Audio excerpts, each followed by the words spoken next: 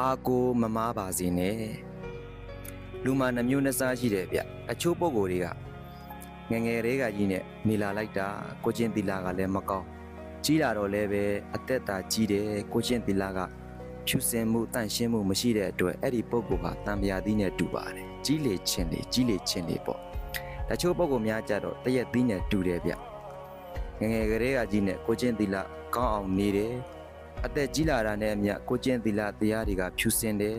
သီလတွေရှိတယ်တမာတိတွေရှိတယ်အဲ့ဒီပုံကိုမျိုးကြတော့တရက်သီးနဲ့တူပါတယ်ကြီးလေချိုလေပေါ့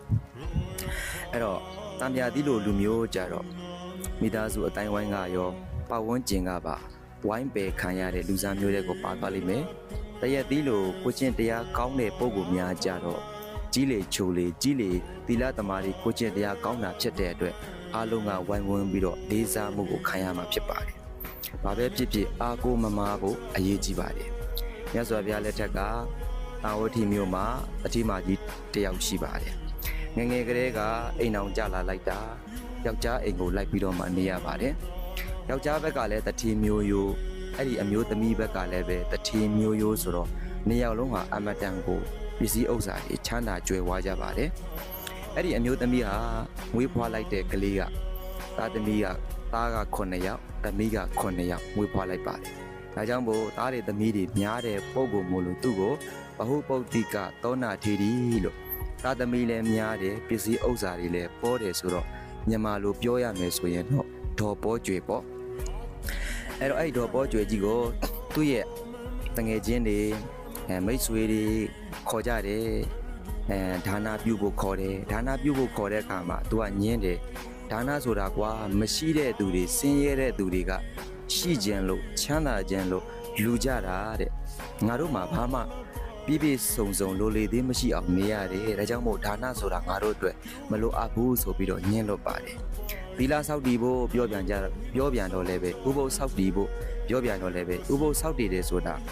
ဒီကုသိုလ်လိုတဲ့ပုံကိုယ်တွေပဲလောက်ကြတာတဲ့ငါတို့မှာဘာအကုသိုလ်မှလည်းပဲမရှိဘူးပြီးကြတော့အားလည်းမအားဘူးဆိုပြီးတော့ကုသိုလ်ကောင်းမှုလုပ်ဖို့ကိုလည်းပဲညှဉ်းလို့လိုက်ပါတယ်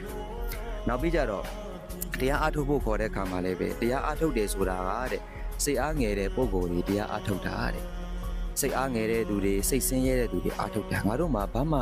ပြည့်ပြည့်စုံစုံလိုလေသေးမရှိသားတွေနဲ့သမီးတွေနဲ့ပစ္စည်းဥစ္စာတွေနဲ့ပြည့်ပြည့်စုံစုံနေရတာဖြစ်တဲ့အတွက်တရားအားထုတ်ဖို့မလိုဘူးငါတို့ကစိတ်ချမ်းသာပြီးသားလို့ဒီလိုပြန်ပြီးတော့ပြောပါတယ်အဲ့တော့ဒီနေ့မှာမမျော်လင့်ပဲနဲ့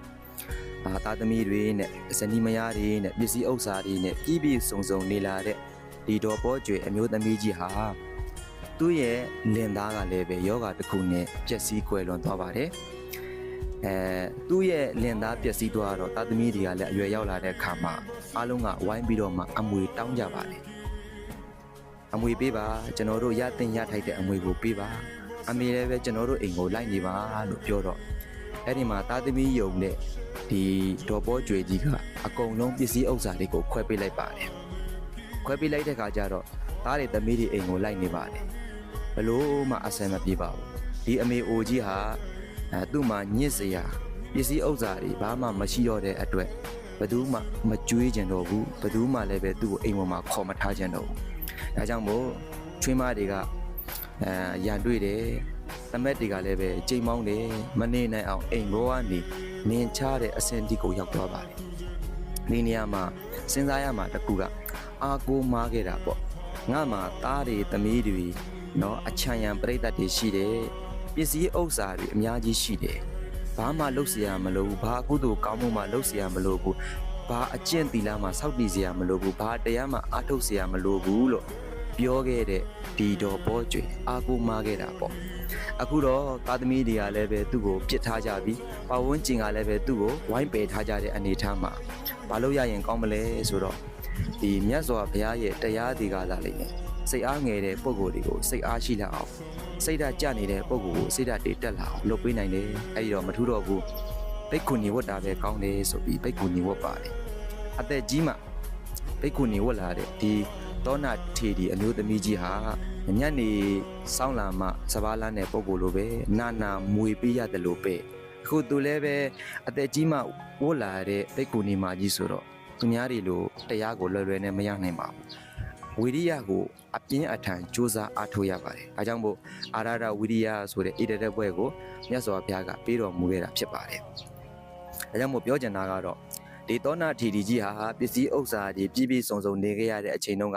သာသမီအချံရံပရိသတ်တွေပြည့်ပြည့်စုံစုံနေခဲ့ရတဲ့အချိန်တုန်းကဘုရားတရားတန်ခါယရဏသုံးပါးကိုမေ့နေတယ်ကုသိုလ်ကောင်းမှုတွေကိုပြုဖို့မေ့နေတယ်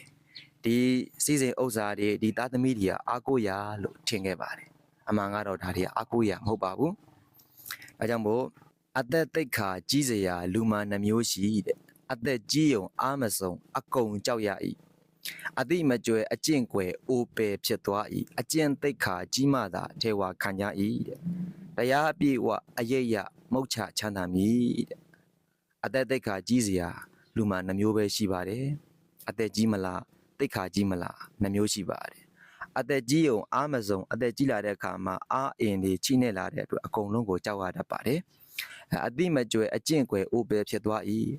အသက်ကြီးလာတာနဲ့အမျှအတိတရားတွေလည်းမရှိဘူးကိုကျင့်တရားတွေလည်းမရှိဘူးဆိုရင်အဲ့ဒီပုံကိုမျိုးဟာအိုပယ်ဘဝကိုရောက်သွားတတ်ပါတယ်အကျင့်သိက္ခာကြီးမှသာထေဝါခံရ၏အကျင့်တွေသိက္ခာတွေသီလတွေကိုကျင့်တရားတွေအားကောင်းတဲ့ပုံကိုများကြတော့အသက်ကြီးလေထေဝါခံရလေလူအလေးစားခံရလေဖြစ်တတ်ပါတယ်ဒါကြောင့်မို့တရားပြေဝအယိတ်ရမုတ်ချချမ်းသာ၏တဲ့အာကိုမမားဖို့အရေးကြီးပါတယ်အားလုံးပဲကိုယ်စိတ်နှစ်ပါးကျမ်းမာချမ်းသာကြပါစေခင်ဗျာ